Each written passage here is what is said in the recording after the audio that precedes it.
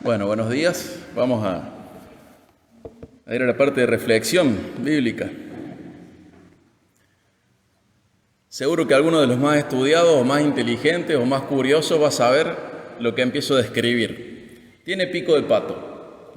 Los que no son muy inteligentes van a pensar en un pato, pero el resto de los mortales también. Tiene pico de pato, pone huevos.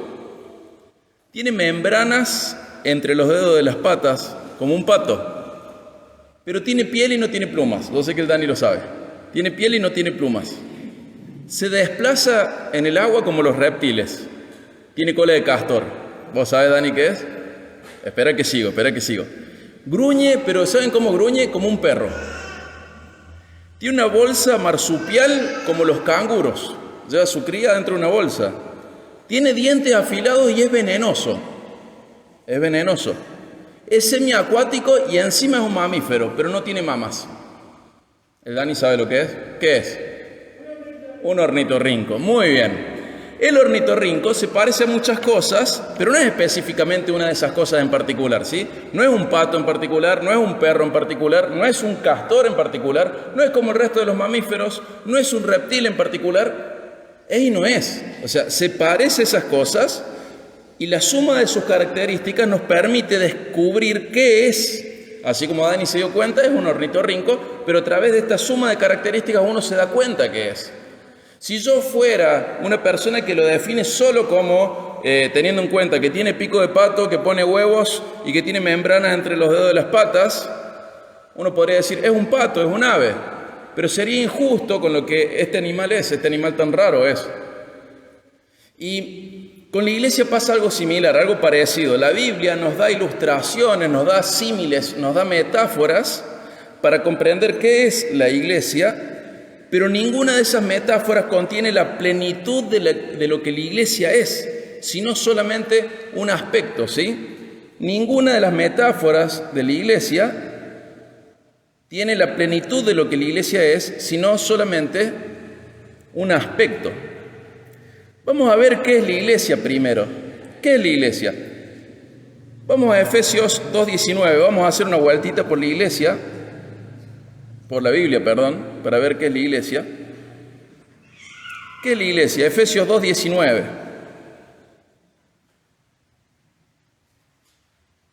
Ahora que están abriendo recién sus Biblias, les tengo más paciencia para que busquen, pero después vamos a ir más rápido.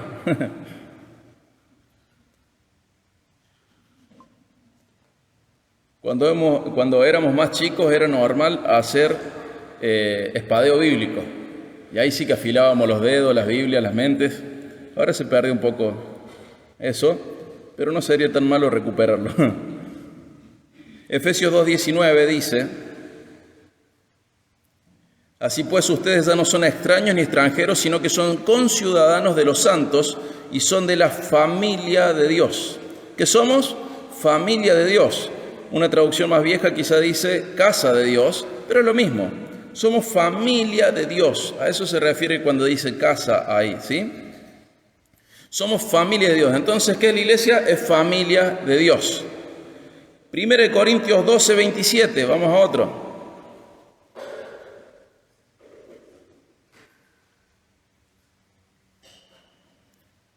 1 Corintios 12:27.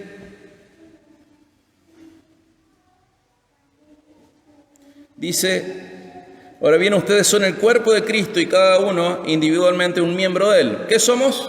Familia y luego, ahora en Corintios, cuerpo. O sea, somos familia, somos un cuerpo. Vamos a 1 Corintios 3.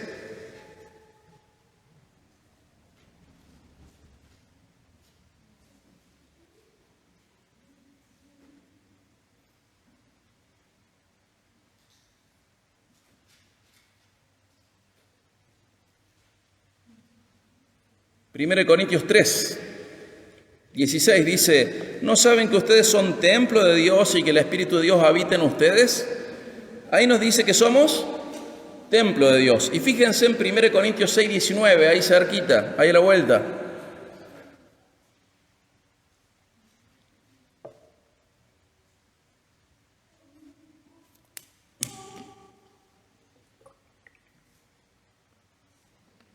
Dice, ¿o no saben que su cuerpo es templo del Espíritu Santo que está en ustedes, el cual tienen de Dios y que ustedes no se pertenecen a sí mismos?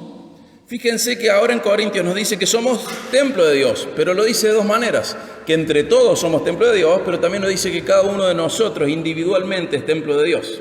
Entonces hasta ahora tenemos tres metáforas. Familia, somos cuerpo y somos templo de Dios, ¿sí? De manera individual y de manera comunitaria. Fíjense 1 de Pedro 2:5.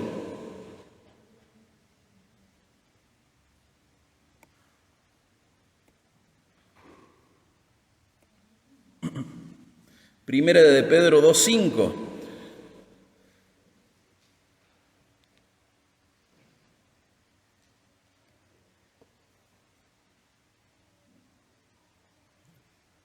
Dice, también ustedes como piedras vivas sean edificados como casa espiritual para un sacerdocio santo, para ofrecer sacrificios espirituales aceptables a Dios por medio de Jesucristo. ¿Qué somos? Somos piedras vivas, ¿pero qué? En una casa espiritual, en una edificación de Dios. Vos sos parte de algo que Dios está edificando, ¿sí? Sos una piedra viva. Fíjense ahí nomás, 1 de Pedro 5:2, dentro de la instrucción que Dios le da a través de Pedro a los pastores, en 1 de Pedro 5:2 nos dice que otra cosa que somos. Dice, pastoreen el rebaño de Dios entre ustedes. Entonces, ¿qué somos de Dios? Un rebaño. Vimos 5 similitudes, o metáforas, o ilustraciones. Porque vamos a ver 3 puntos. Primero, la iglesia está definida de muchas maneras y en parte por ilustración. Está definida, ¿sí? Una familia, un cuerpo, un templo, una edificación, un rebaño. Esas son metáforas, son ilustraciones, son similitudes, símiles, mejor dicho. Hay algo que la Biblia también menciona de muchas maneras, pero que no es una metáfora. ¿Por qué no es una metáfora? Porque es una realidad concreta, no es un simbolismo, sino que es algo real. La iglesia también es reino de Dios. Dentro de las esferas o dimensiones del reinado de Dios está lo universal. Dios reina sobre todo, pero también está la iglesia, donde el reinado de Dios debe hacerse más evidente. No es una metáfora, sino que es una realidad. Dios reina sobre su pueblo en una monarquía absoluta, sin democracia, dividiendo la población en dos. ¿Sí? Este reino tiene la población dividida en dos. ¿Cuáles son esos dos? El rey y los ciudadanos súbditos. ¿Sí? No hay más, no hay más. O sos el rey o sos ciudadano y súbdito. Y en este reino las leyes son iguales para todos, excepto para el rey porque está encima de la ley. Ahora, primer punto es cómo la iglesia es definida en la Biblia. Estamos viendo algunos aspectos nomás y vimos que somos una familia. ¿Qué más vimos? Que somos un cuerpo. ¿Qué más somos? Somos el templo de Dios, somos una edificación de Dios, somos rebaño de Dios y somos reino de Dios. ¿Sí?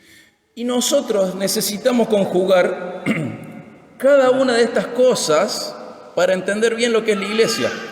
Si uno hace la exageración de una de estas metáforas o realidades, se pierde el significado de la iglesia. Si nosotros levantamos una verdad de estas sobre las otras, perdemos el significado de la iglesia, ¿sí? Y una manera muy clara de entender lo que es la iglesia es, desde este punto de partida, comprender lo que no es. Ahora estamos en el punto 1, ¿cómo se define la iglesia? Un resumen o algunos aspectos nomás. Pero imaginemos cómo no entender lo que somos, para entender lo que sí tenemos que ser. A veces el negativo nos sirve para entender mejor lo que sí es. Por ejemplo, si somos familia, una persona que no comprende que la iglesia es familia, nunca establece vínculos interpersonales. ¿Sí? No establece vínculos interpersonales. Ve la iglesia de una manera incorrecta, le falta comprender que la iglesia es una familia. No establece vínculos. Simplemente se acerca a la gente, lo saluda, tiene algunos datos acerca de esa persona, pero no establece un vínculo. No establece un vínculo, no es familia. Dios ha inventado la familia terrenal para que luego comprendamos lo que es la familia espiritual. Pero lo primero que existe en su mente es la familia espiritual. La familia terrenal es una realidad inferior de una realidad superior y espiritual. La familia espiritual. La familia existe para que comprendamos lo que es la familia espiritual. ¿Qué hay en una familia? Hay vínculos. Alguien que no comprende que la iglesia es una familia, no forja vínculos. No forja vínculos. Imagínate que vas a tu casa, donde estás con tu familia, los que viven con su familia, y deciden hablarle solo a la mitad de los integrantes de su familia. Hay algo que no está bien ahí. Hablo solo con mis hijos varones, por ejemplo, y mis hijas mujeres no les hablo. Hay algo que no está funcionando ahí. Hablo solo con mi papá, pero con mi mamá no. Hay algo que no se está entendiendo bien de lo que es ser familia. Bueno, eso puede pasar en la iglesia también. Cuerpo, decíamos que somos un cuerpo, dice la Biblia. ¿Cómo puede ser la vida de iglesia de una persona que no comprende que es un órgano dentro de un cuerpo? Bueno, cree que puede vivir sin estar íntimamente ligado a ese cuerpo y vive como un órgano amputado. Ustedes saben que los dientes son órganos en realidad, son órganos chiquititos, pero son importantes, ¿no? Cuando falta uno se nota. Pero son órganos. Y en otras prédicas he traído un frasco de dientes de mi profesión. ¿Y de qué sirven ahí en un frasco? De nada. ¿Dónde sirven? En su lugar, en su ubicación. Agradezcan que soy odontólogo y no soy otro tipo de... no traigo un frasco de nada más, solo de dientes, bien limpito, todo en su lugar. Y ya no lo hice. Pero, ¿de qué sirve un diente en un frasco? De nada. Hace ruido nomás, como un sonajero, no sirve de nada. Sirve cuando está en su lugar. Y hay dos cosas que nos pueden confundir con respecto a ser cuerpo. Una es ser una prótesis, ¿sí? Una prótesis. Yo encajo, pero luego me desvinculo y me salgo. Y luego vuelvo a encajar y luego me vuelvo a desvincular. Y vivo la iglesia no siendo órgano de un cuerpo, sino siendo prótesis de ese cuerpo. Hace falta, aparezco, nadie está mirando, desaparezco. Imaginemos una prótesis dental, por ejemplo. Mucha gente tiene prótesis dental y hay gente que lo usa solo cuando sale de su casa y cuando está en su casa se la saca. Y hay gente que vive así la iglesia. Bueno, aparezco mientras soy un poquito necesario y luego cuando creo que no soy necesario, me voy, dejo de ejercer una función. Y hay gente que entiende peor todavía lo que es ser un cuerpo, que no son prótesis, sino que directamente se transforman en una palabra muy fea y fuerte, pero que va a quedar muy clara en nuestros corazones. Tumores. Alguien que solo absorbe, critica, recibe, pero nunca da. Tiene su propio metabolismo, tiene su cierta, se me fue la palabra específica, cierta autonomía con respecto al organismo. No importa si el organismo se está muriendo de hambre, él se va a alimentar igual.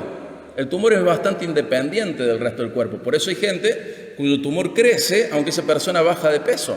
Porque el tumor hace la suya. Vive según sus propias reglas, con su propio metabolismo, sus propios mecanismos. Absorbe, pero no es algo que le hace daño al cuerpo. Le absorbe el cuerpo. Y podemos entender mal esto de ser cuerpo, viviendo como un órgano amputado o viviendo como una prótesis. El órgano amputado, ¿cuánto tiempo va a vivir? Espiritualmente nada. Sabemos que la frialdad espiritual comienza alejándome de la congregación, siempre. No hay gente que madure espiritualmente a medida que se aleja de ser parte de un cuerpo. Y finalmente esa vida espiritual termina decayendo. O puedo ser una prótesis que entiende todo en función de funciones. Entonces sirvo o no sirvo, aparezco cuando no sirvo desaparezco, y no comprende esta realidad profunda de ser órgano de un cuerpo. O puedo ser un tumor que no aporta más que molestia, siempre está absorbiendo y hace la suya, hace lo que quiere, es autónomo, aparece en el cuerpo, está íntimamente unido al cuerpo, pero es un lastre para el cuerpo, es dañino para el cuerpo, es malo para el cuerpo. Bueno, vimos familia, cuerpo, ¿se acuerdan otra? Templo de Dios. Cuando la Biblia habla que somos templo de Dios, dice que lo somos de manera comunitaria y también dice que lo somos de manera individual. O sea, todos juntos somos templo de Dios, donde Dios habita, pero cada uno de nosotros es templo de Dios. Imagínense que usted llegó esta mañana y acá, donde recién proyectamos las canciones, hay una película pornográfica. ¿Qué sentirían ustedes al ver eso? Entran el domingo a la mañana y ven una película pornográfica indecente acá en la pantalla. ¿Qué sentirían? Vergüenza. ¿Qué más sentirían? ¿Cómo? Rechazo. ¿Alguien se anima a decir algo más? Alegría. Tristeza, ¿verdad? Sentiríamos muchas cosas negativas al ver una película pornográfica proyectada acá en la pared de la iglesia. Bueno, ¿por qué? Porque se está profanando. ¿Pero qué se estaría profanando en esa situación? Simplemente un conjunto de ladrillos, nada más. Lo importante es cuando tu vida se profana y la congregación se profana. Esto es ladrillo nomás.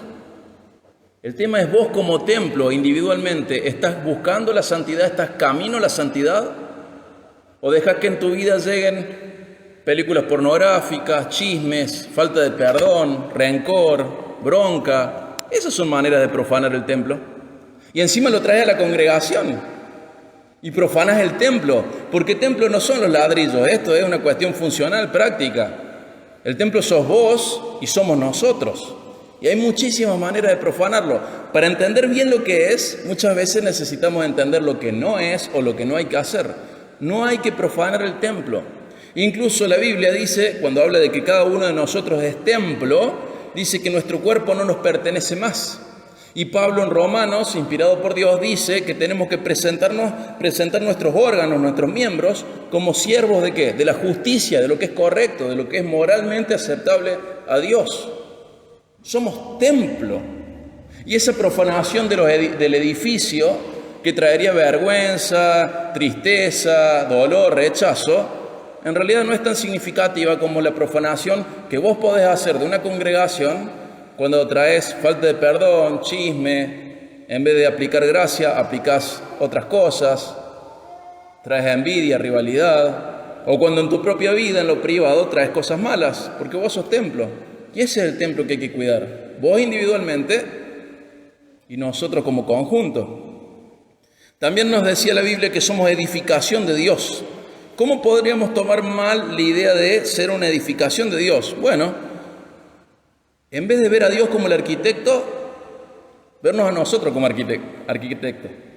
Y ahí lo vamos a hacer mal. Nosotros somos una piedra viva, somos un ladrillo en la edificación de Dios. No sos el arquitecto. Yo no soy el arquitecto. Ningún pastor del mundo es arquitecto.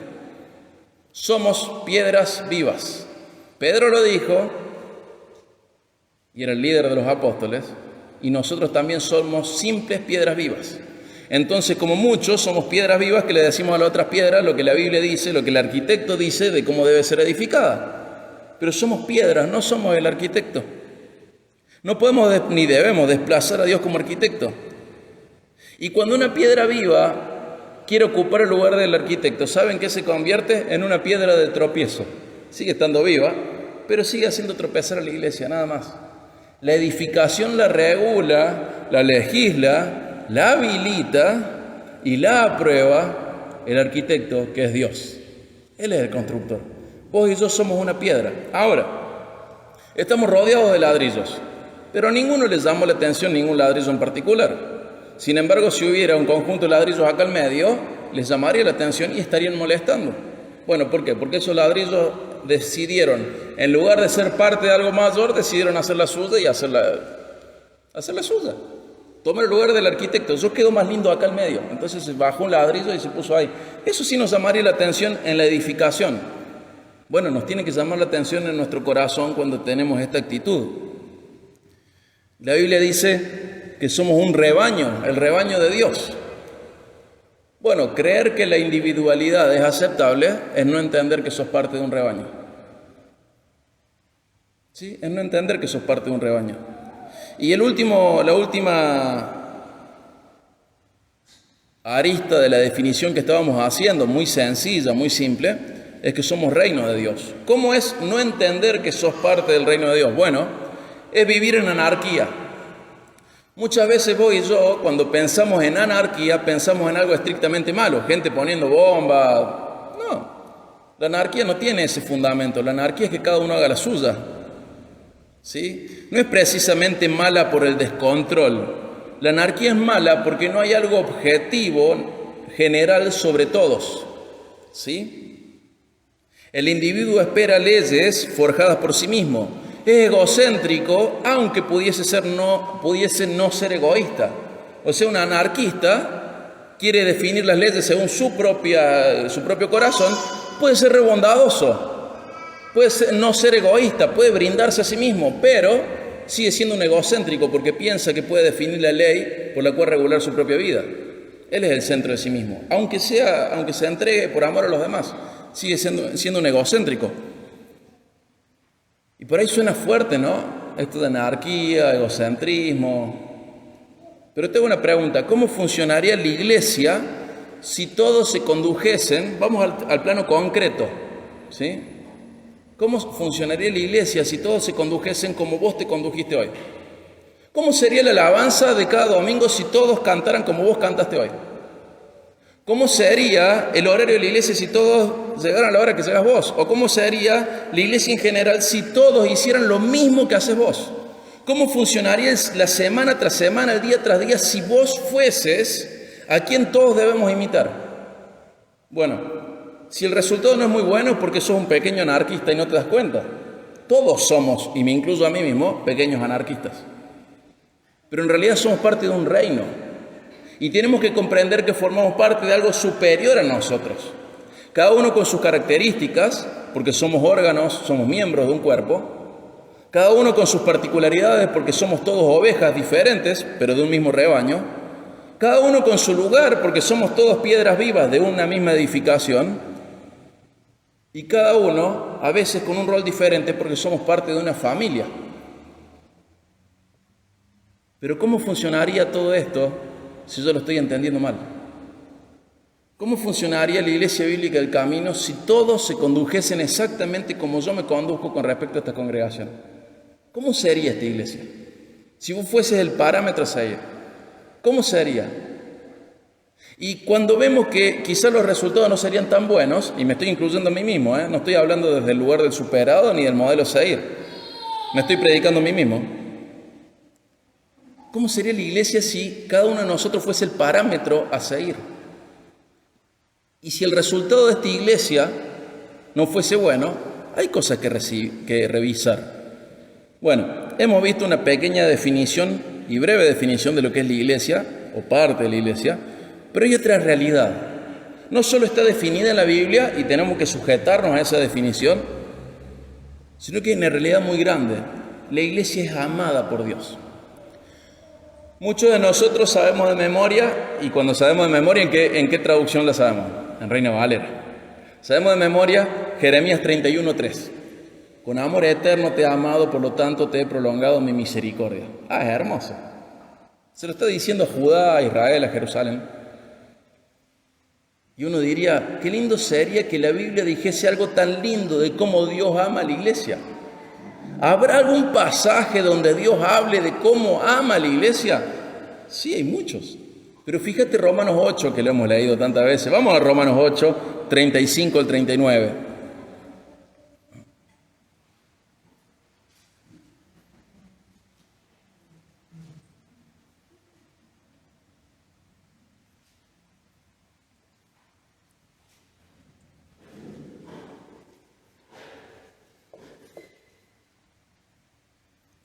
Romanos 8, 35 al 39. Es hermoso Jeremías 31:3, ¿no? Con amor eterno te he amado, por lo tanto te prolongué mi misericordia. Pero fíjense Romanos 8, 35 al 39. ¿Quién nos separará del amor de Cristo? ¿Tribulación? ¿O angustia? ¿O persecución? ¿O hambre? ¿O desnudez? ¿O peligro? ¿O espada? Tal como está escrito, por causa tuya somos puestos a muerte todo el día. Somos considerados como ovejas para el matadero. Pero en todas estas cosas somos más que vencedores por medio de aquel que nos amó. Porque estoy convencido de que ni la muerte, ni la vida, ni los ángeles, ni los principados, ni lo presente, ni lo porvenir, ni los poderes, ni lo alto, ni lo profundo, ni ninguna otra cosa creada nos podrá separar del amor de Dios que es en Cristo Jesús, Señor nuestro. Es más lindo todavía que Jeremías 31:3. Es más profundo. Dice, incluso cuando te pasan cosas feas, no sos separado del amor de Dios. Nada te puede separar del amor de Dios. Ni siquiera vos mismo te podés separar del amor de Dios. Ni siquiera el diablo puede separarte del amor de Dios. Nada creado te puede separar del amor de Dios. Sos amado. Si sos iglesia, sos amado por Dios. Sos amada por Dios. Sos perfecta, plena, eternamente amado y amada por Dios. Sos amado por Dios. La iglesia es definida y también es amada. Es perfecta y eternamente amada. Y es amada ejemplarmente también. Cuando Cristo habla de cómo ama a la iglesia, nos da un ejemplo a seguir. Tiene muchísimas aplicaciones. Primera de Juan 2:9, en donde Juan dice, el que dice que vive en Dios debe vivir como Jesús vivió. Tiene muchísimas aplicaciones Primera de Juan 2:9. Pero por ejemplo, en Juan 10:11, Jesús dice, yo soy el buen pastor y el buen pastor da su vida por las ovejas. O sea, quiero que vos comprendas a dónde voy. La iglesia es definida por Dios. Segundo punto, la iglesia es amada por Dios y dentro de este amor es ejemplar. Jesús da su vida por su iglesia. En Juan 15:13 dice, nadie tiene un mayor amor que este, que uno dé su vida por sus amigos. Y en 2 Corintios 5 se nos dice que hemos sido reconciliados con Dios, hemos sido hechos amigos de Dios. ¿Te das cuenta de dónde voy? Cuando Jesús la ama para darte ejemplo de cómo tenés que vincularte con la iglesia. En Juan 13:34, Jesús dice, les doy un mandamiento nuevo, que se amen unos a los otros. Y hemos preguntado muchas veces esto, ¿qué tiene de nuevo amarse uno al otro? Eso ya estaba en la ley, ya estaba en el viejo pacto.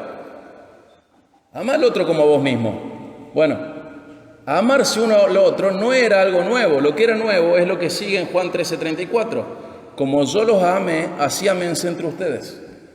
¿Cómo amó Jesús a la iglesia? Dio su vida por la iglesia. Es definida la iglesia, pero es amada la iglesia, es perfecta y es ejemplarmente amada. Y vos podés pensar, no, pero esto era una cosa de Jesús, que Jesús amara hacia la iglesia dando su vida por la iglesia. Porque Él era el buen pastor, nosotros no lo somos. Hemos sido reconciliados con Él, pero no entre nosotros. Y sí hemos sido reconciliados entre nosotros.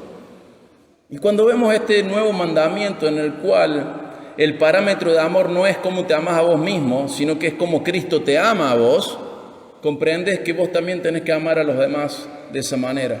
Tenés que amar a la iglesia. Podemos decir que una iglesia bíblica es una iglesia que sigue la doctrina apostólica, ¿sí? Un versículo que me ha permitido permanecer en pie en los momentos más feos del ministerio, siempre, uno de los tantos que necesito siempre para permanecer, cuando digo cosas que no me gusta decir y que al otro no le gusta escuchar, pero que son necesarias para la santificación, es ver el ejemplo, es ver la doctrina apostólica en Pablo. En 2 Corintios 12:15 dice que con gusto va a gastar lo que él tiene. Incluso se va a gastar él mismo. Incluso si amándolos más, él sea amado menos. Fíjense que Pablo está entendiendo cómo Cristo amaba a la iglesia y la está amando de la misma manera, dando su vida por la iglesia. E incluso si amando más a la iglesia, él fuese menos amado por los corintios. Esa verdad es necesaria para sostenerte en la iglesia.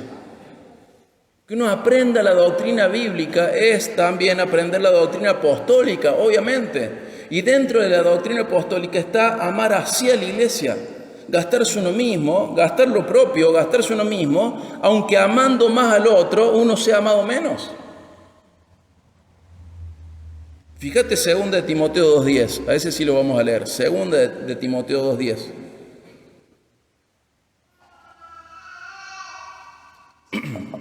Vemos un poquito más de la doctrina apostólica.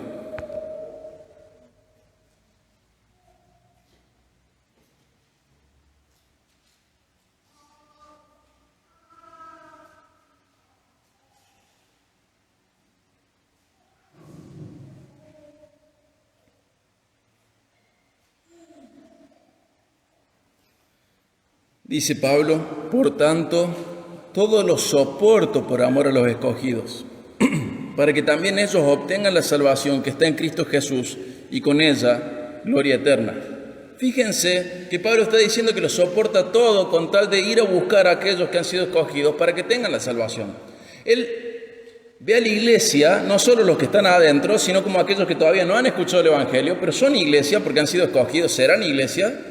Dice, por esto estoy dispuesto a gastar todo, incluso gastarme a mí mismo, aunque amándolos más se ha amado menos. Y por aquellos que todavía no han sido alcanzados, pero ya han sido escogidos, lo soporto todo. Lo soporto todo, por amor a ellos. ¿Y saben qué? Hay muchas palabras desdibujadas en los últimos 20, 30, 50 años, no sé. Hay muchas palabras entendidas mal. Adoración es una, legalismo es otra y activismo es otra. Hay muchas que están mal entendidas. Uno podría ver la vida de Pablo y decir, este es un activista. No, no es un activista. Es una persona bíblica que ha comprendido qué es la iglesia y cómo tiene que vincularse con ella. Es simplemente eso. El activismo se transforma en activismo si la persona está tratando de llenar algún vacío espiritual, emocional o teológico, pensando que va a ser más amado por Dios por las actividades que hace. Pero una persona que entrega su vida por la iglesia es simplemente alguien que está imitando a Jesús y a los apóstoles, está siendo bíblico, ¿sí? Hay gente que dice, no, para, no sirvas tanto porque esto es ser muy fundamentalista, esto es ser demasiado radical, estás loco, ¿cómo vas a hacer esto? Eso es ser bíblico, gente. Eso es ser bíblico. Cuando uno comprende qué es la iglesia y cómo uno tiene que vincularse con ella, la vida cambia. ¿Por qué habrá tantas iglesias débiles? ¿Por qué habrá tanta mediocridad en las iglesias en general? ¿Por qué los falsos maestros son tantos? Porque los falsos cristianismos son más. No te podés convencer de algo diferente a la Biblia. Tienes que convencerte de lo que la Biblia dice acerca de vos y de la iglesia. Cuando comprendes que Jesús dio su vida por sus ovejas, comenzás a sentir el mismo deseo, como bien lo entendió el apóstol Pablo. ¿Se acuerdan de la restauración de Pedro en Juan 21? ¿Pedro, me amás? Sí. Bueno, fíjate qué onda. Apacenta mis ovejas. La demostración de amor que Cristo exigió a Pedro fue específicamente que cuidara a sus hermanos. Específicamente eso.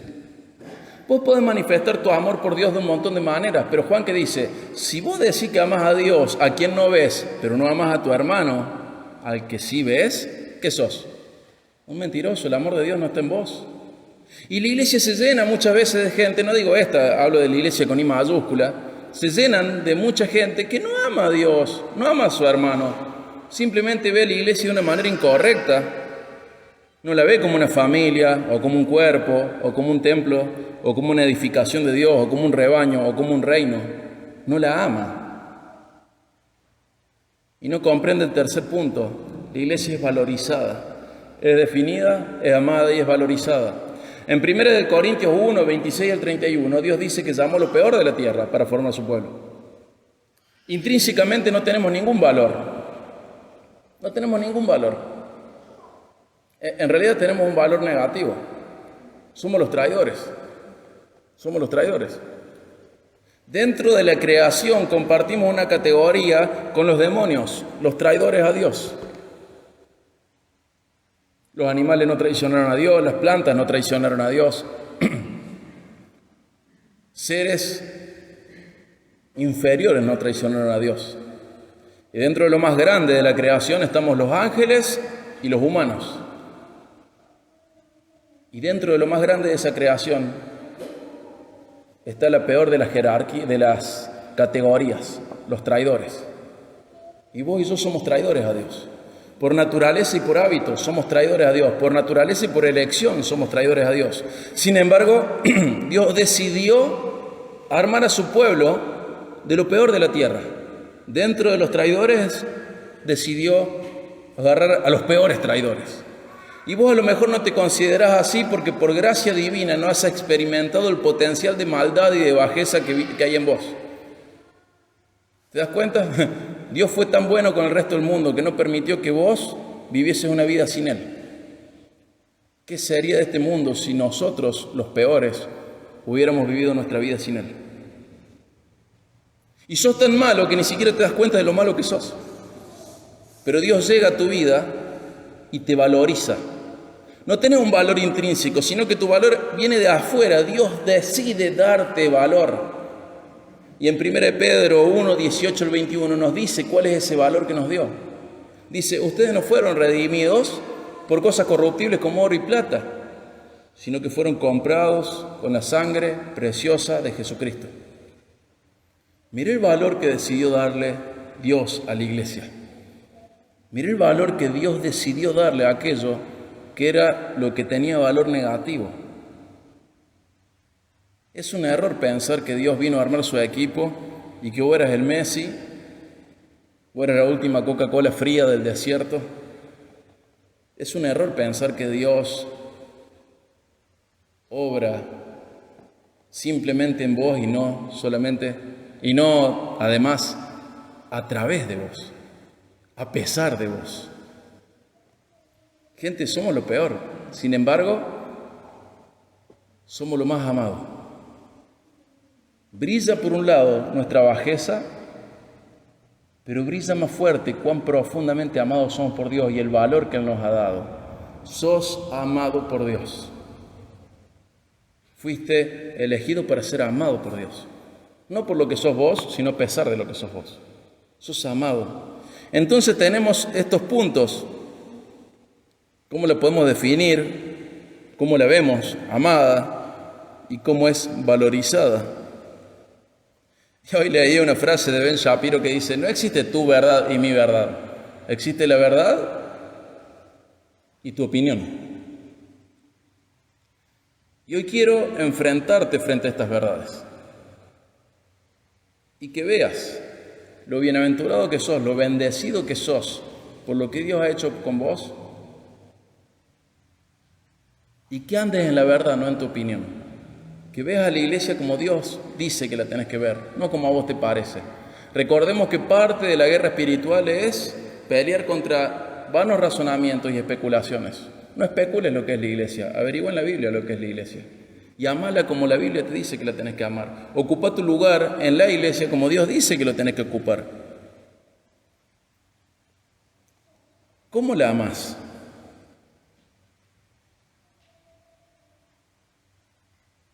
Una manera incorrecta de amarla, por no decir una manera de no amarla, es desvalorizar las metáforas que leímos. Es una familia, sí, pero es una familia donde no nos hablamos entre nosotros. Es un cuerpo, sí, pero está lleno de prótesis, de tumores y algunos que salen ahí, unos órganos caminando, corriendo solos. Es un rebaño, pero cada uno hace la suya, no importa lo que diga el pastor. Es un reino, pero votamos a ver si nos gustan así las cosas porque el pragmatismo nos infectó en lugar de ir a la Biblia a ver qué dice Dios, cómo debe funcionar la iglesia. Lo más práctico buscamos en vez de buscar lo más bíblico. Es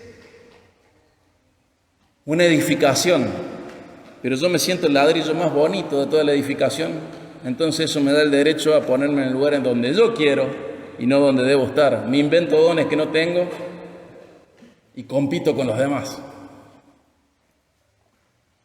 Una manera de no amar a la iglesia, y no amar podríamos decir odiar, solo que suena muy fuerte, pero indirectamente es odiarla, es desdibujar las ilustraciones que Dios dio, las metáforas que Dios dio para entender lo que es la iglesia. No vengas a la iglesia, sé la iglesia. Y cuando seas la iglesia, vení. Pero más que venir y asistir, tenés que ser iglesia. Recordar cómo es ser iglesia. Y otra manera de no amarla es definir el amor según nuestros propios pensamientos y no como Dios lo define. La iglesia en la Biblia está definida, amada y valorizada. Y eso es suficiente para nosotros, para saber cómo debemos andar. Fíjate en Efesios 5:25, vamos a leer la última parte para cerrar, Efesios 5:25.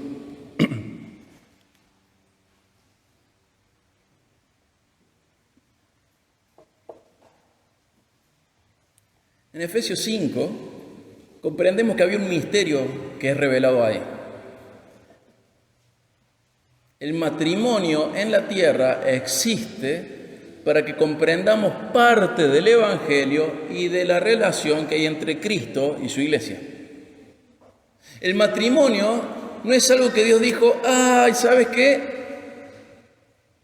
Vamos a hacer esto para que los humanos no se sientan solos. No, el matrimonio está pensado para ser sombra imperfecta, terrenal, transitoria, aunque dure toda la vida, de una realidad superior. El matrimonio está pensado para que comprendamos un pacto superior y eterno, que es el Evangelio, que es Cristo, relacionándose con su iglesia. Entonces, cuando leemos Efesios 5, podemos sentirnos inclinados, que está bien, a entender lo que es la relación entre un hombre y una mujer dentro de un pacto matrimonial, pero no hay que perder de vista lo que está diciendo del Evangelio ahí. Fíjense Efesios 5:25 cómo termina. Cristo amó a la iglesia y se dio él mismo por ella. Solo eso quiero resaltar. Cristo amó a la iglesia y se dio a él mismo por ella. Quiero invitarte a amar a la iglesia como Jesús la ama. Quiero invitarte a amar a la iglesia como los apóstoles entendieron que debían amarla. Quiero invitarte a amarla como corresponde. Sos parte de algo superior a tu vida, algo más grande que tu vida. Sos parte de la iglesia y eso es una bendición inmensa. Y como cada uno de nosotros es un ladrillo, una piedra viva, cuando falta se siente. Y cuando se pone anárquica la cosa también se siente. Y cuando la cosa se pone protésica o moral también se siente. Hace poco pasamos un artículo que decía qué pasaría si el pastor falta a la iglesia. Acá no hay una ley para algunos y otra para otros. En realidad, los pastores tenemos una carga superior de responsabilidades. Pero no tenemos menos derechos que el resto. Y tenemos familia, y tenemos trabajo, y tenemos calor, y tenemos angustias, y tenemos tristezas. Y al igual que el resto no tenemos derecho a faltar a la iglesia porque simplemente no pinto. No lo tenemos ese derecho. ¿Y cómo sería la vida de una iglesia si el pastor hiciera lo mismo que hace el resto de los miembros? Una locura. ¿Cómo sería la iglesia si todos hicieran lo que vos haces? Si lo que vos haces con la iglesia es bueno, gloria a Dios, y bendigo tu vida y le doy gracias a Dios y glorifico a Dios por tu vida. Pero si no es lo mejor, te pido por favor, por amor a Dios, por amor a tu propia vida y amor a los demás, que revise tu manera de relacionarte con la iglesia.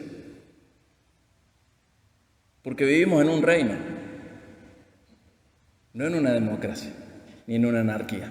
Vivimos en un reino y el reino nos enseña cómo es esto y cómo debe ser. Y tenemos que ir creciendo entre todos para aprender cómo tiene que ser. Amemos a la iglesia como Jesús la ama. Amemos a la iglesia como los apóstoles entendieron que debían amarla. Amemos a la iglesia como corresponde.